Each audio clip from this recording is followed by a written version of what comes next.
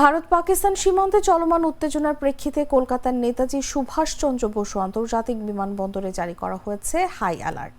কেন্দ্রীয় সরকার ও অসামরিক উড়ান পরিবহন মন্ত্রণালয়ের নির্দেশে নিরাপত্তা ব্যবস্থা জোরদার করা হয়েছে দেশের 20টি গুরুত্বপূর্ণ বিমানবন্দরে, যার মধ্যে অন্যতম কলকাতা বিমানবন্দর।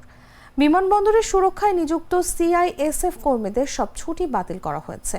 যারা ছুটিতে ছিলেন তাদের দ্রুত কাজে যোগ দিতে বলা হয়েছে। বিমানবন্দর চত্বরে শুক্রবার সকাল থেকেই কড়া নিরাপত্তার ব্যবস্থা করা হয়েছে। স্নিপার ডগ নিয়ে চলছে তল্লাশি। অ্যারাইভাল ও ডিপার্চার গেটে গাড়ি দাঁড়ানো নিষিদ্ধ করা হয়েছে। যাত্রী নামিয়েই গাড়িকে সরে যেতে হচ্ছে। বিমানবন্দর সূত্রে জানা গেছে, 9 মে সিভিল এভিয়েশন সিকিউরিটি ডিসি ব্যুরোর পক্ষ থেকে ভিডিও কনফারেন্সের মাধ্যমে জরুরি বৈঠক ডাকা হয়েছে। এর আগেই সিআইএসএফ ডিআইজি বিমানবন্দর কর্তৃপক্ষ বিভিন্ন এয়ারলাইন্সের সঙ্গে গুরুত্বপূর্ণ বৈঠক করেন।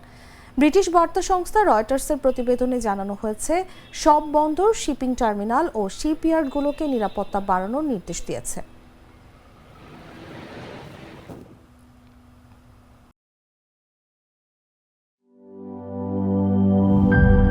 দুধার চকলেটে একাকার হয়ে ওঠা প্রাণ লেয়ার সম্পর্কের মিষ্টি ম্যাজিক।